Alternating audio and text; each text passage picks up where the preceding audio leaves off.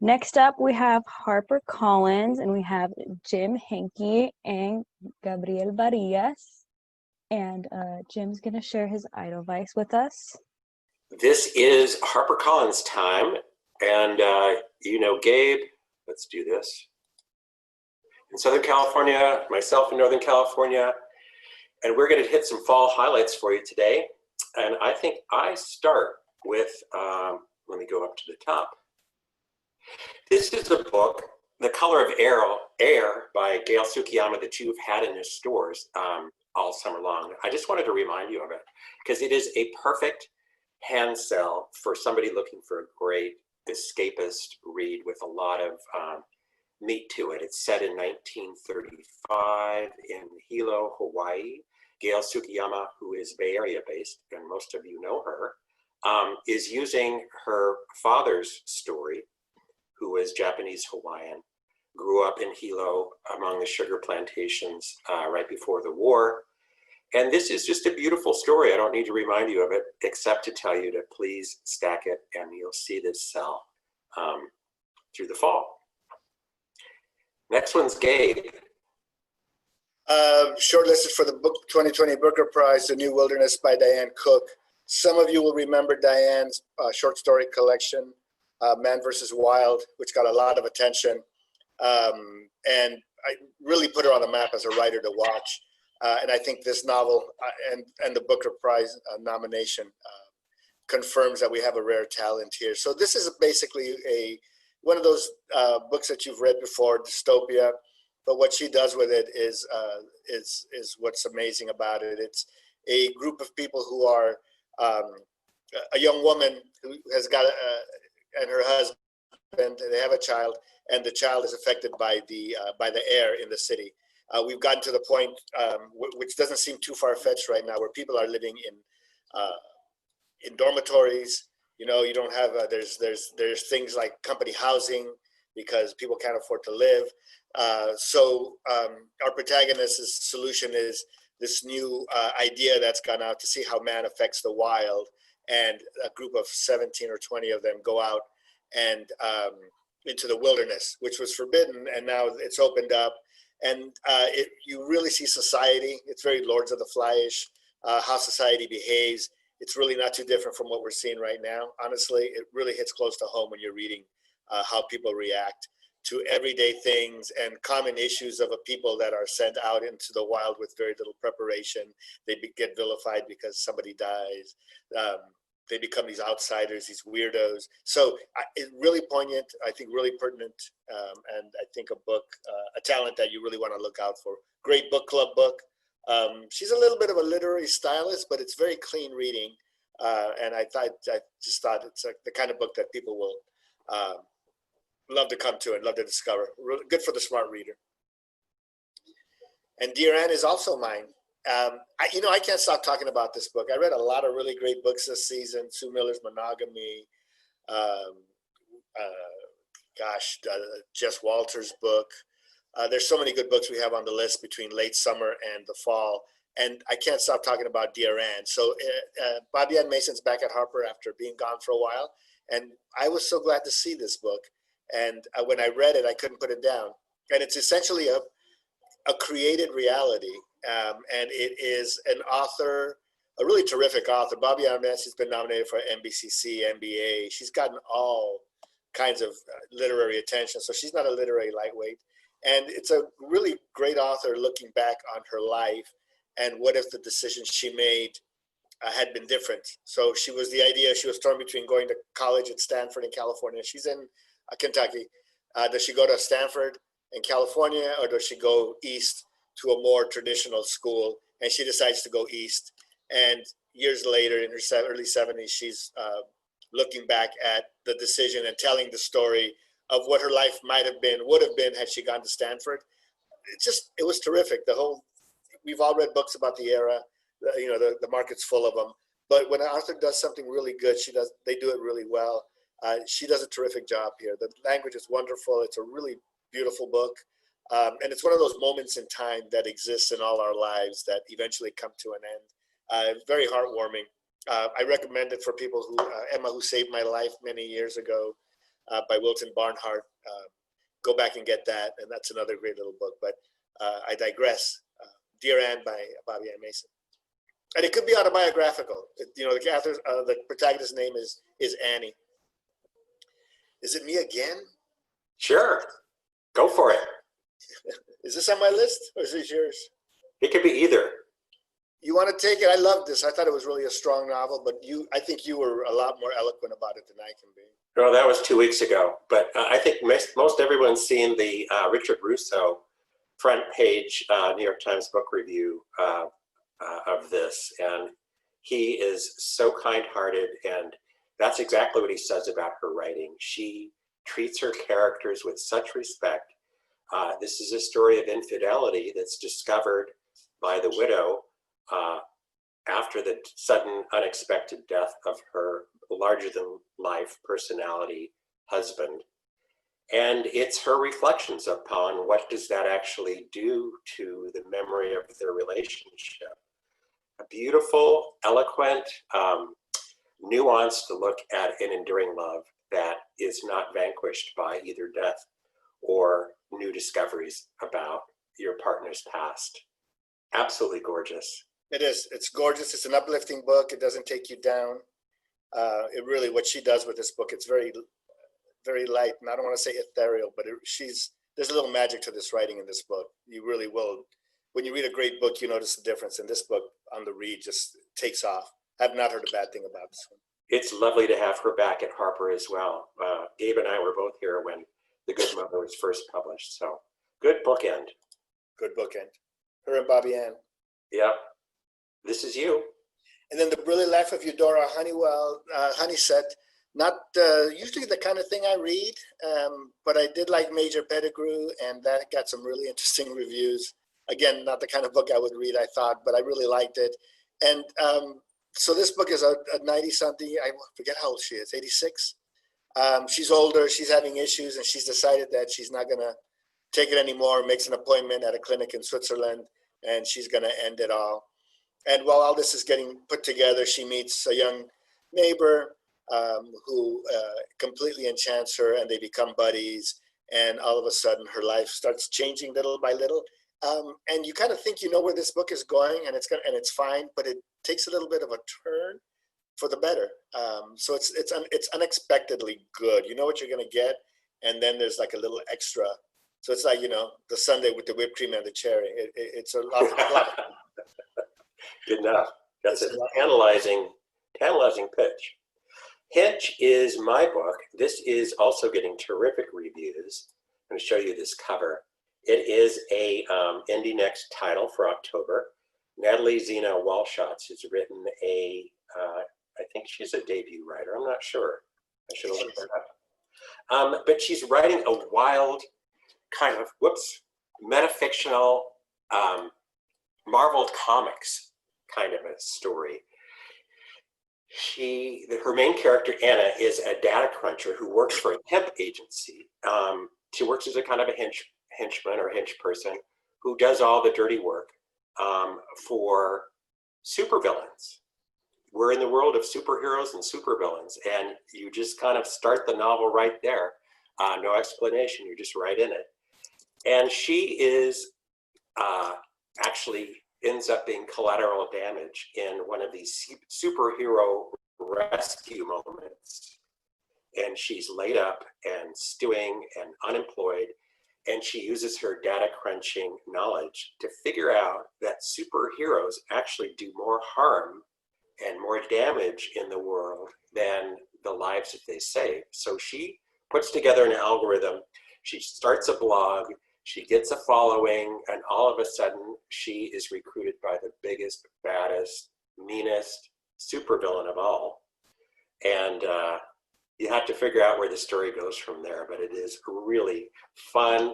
This appeals to the Saturday matinee goer that loved all the Marvel Comics movies and stuff. But it's also feminist. It's also slightly kind of anti-capitalist. Got some wonderful reviews. Hillary Smith, who was at Copperfields and Healdsburg, called it a perfect anti-capitalist romp. So look for that one. slightly subversive. It is a lot of fun. I usually keep saying, you've read the book like this, you've read a book like this, you've read a book like this. You haven't. Not in this one. Yeah. Not this one. Leave the World Behind, Rumaan Alam. This is a book that I can't stop talking about. Look at this beautiful cover. You know him from 2 earlier books, Rich and Pretty and That Kind of Mother. He is an interesting writer, and this time I think he has just found his perfect story. It is the story of a family, a white family that's taking a summer vacation in the Hamptons. They've rented an Airbnb house that they can't quite afford, but they're just going to splurge and swing for it.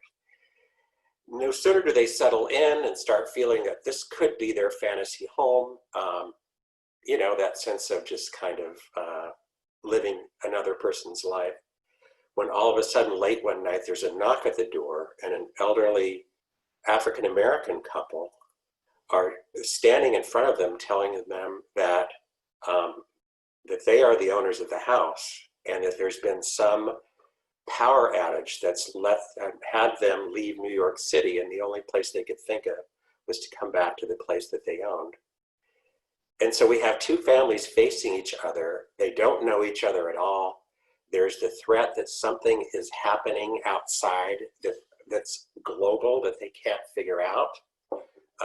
As one of my buyers said, this is the perfect novel for a pandemic. Even though it's not about a pandemic, people are thrown into really uncertain situation here, and he ramps up the tension and uncertainty in this story. I'm not going to give it away, but it's gotten starred Kirkus reviews. It's going to be a first edition book club for a couple of my accounts, and I think we are going to see this being his breakout book. Rumaan Alam, Leave the World Behind. It's on sale October 6th.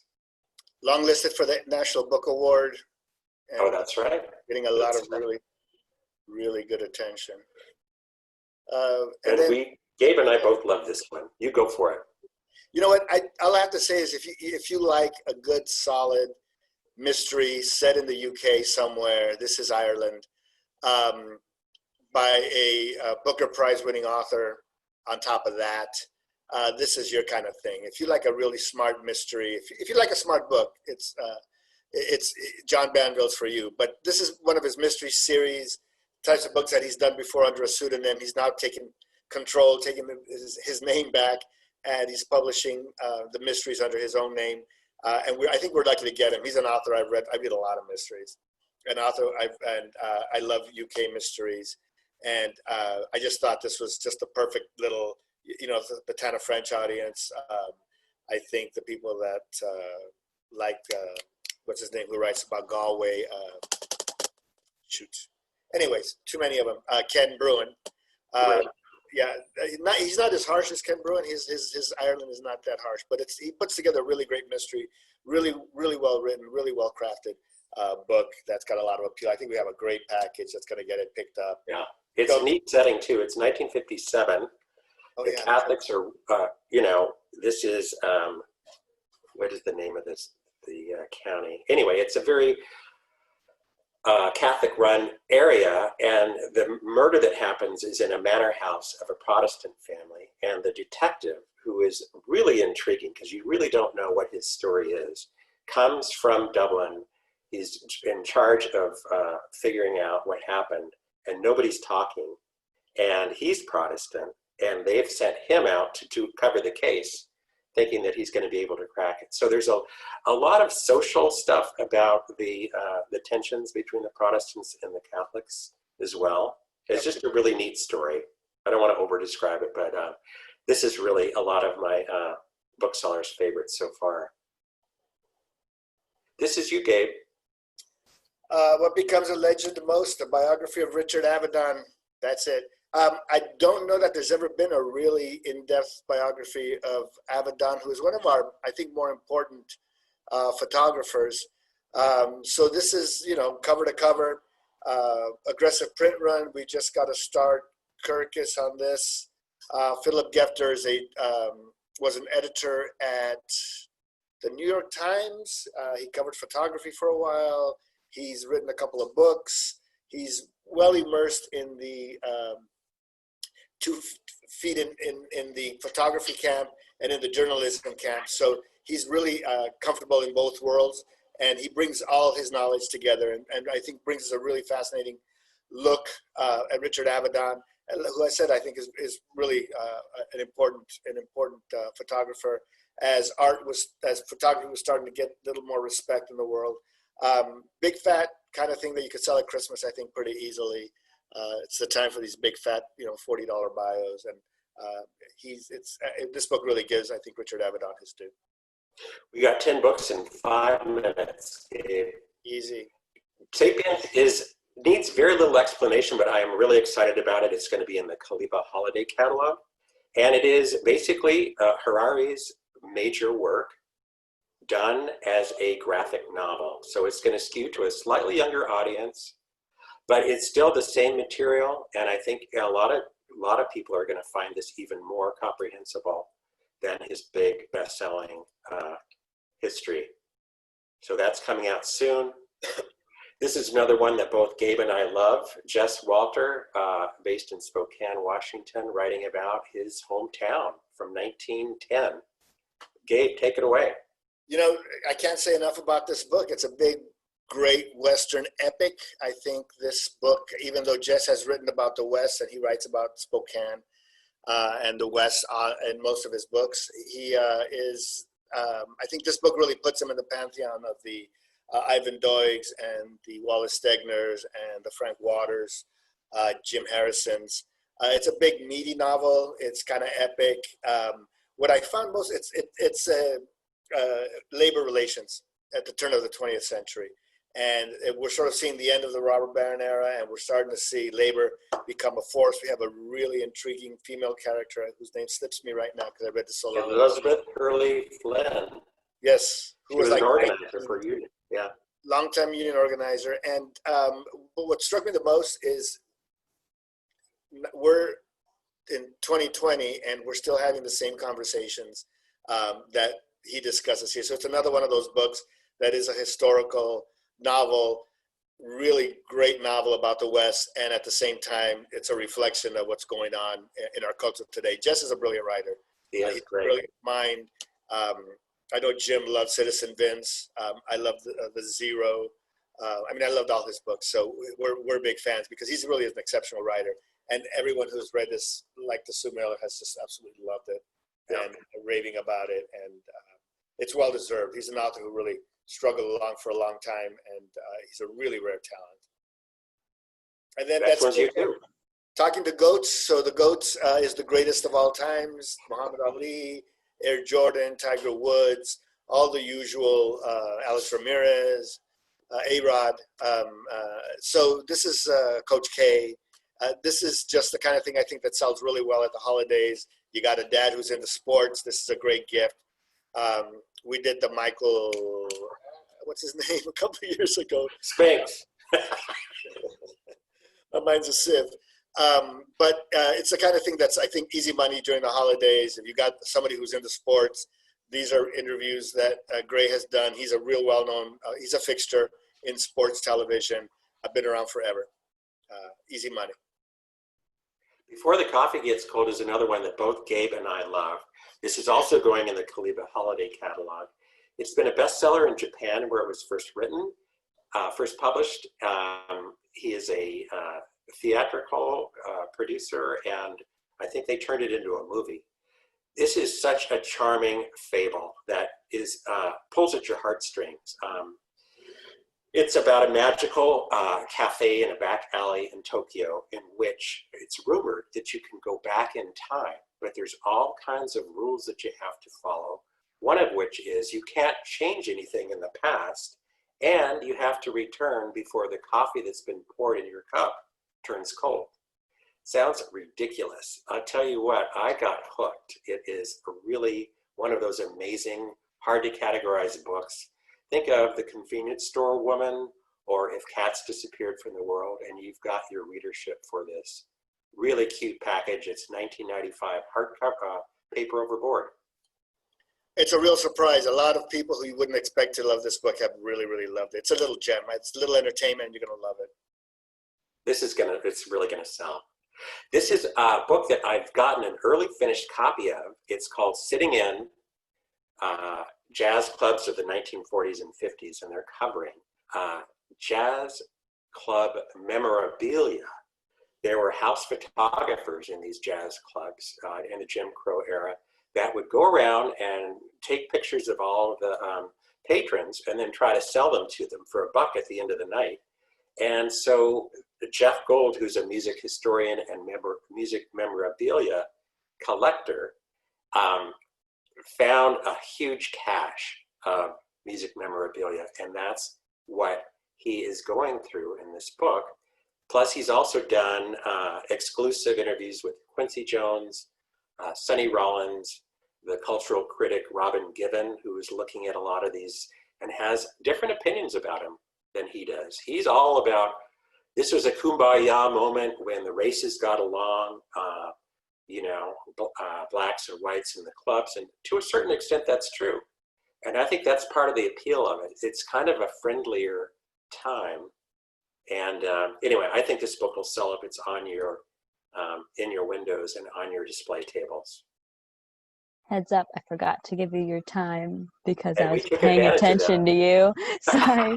But if you want to go over the last few titles a little quickly, we're at time. But Okay, Gabe. Okay. So this book, All Right, is the look at oral history of Dazed and Confused, Richard Linklater's first movie. I just recently saw this. It's a lot of fun. This book's starting to get a lot of attention is the only reason. The kind of thing that everybody's been staying away from. I'm going to go back and represent it because it's getting so much review attention. He interviews everybody, Affleck and everybody else that was involved in the movie. So it's a lot of fun and really well done. Cool. Barack Before Obama is another coffee table book. David Katz was Obama's aide when he was running for the Senate for the first time 15 years ago. And he also snapped over 90,000 candid shots of him. And so what we have is a look at Obama before he became Obama. He was just, a front runner, and really shows him as a family man. It's just gorgeous. David Katz now lives in San Francisco, so I think we're going to get some off the book page coverage here for it. But these are really fun, and it's a good companion to the Pete Souza books. Perfect.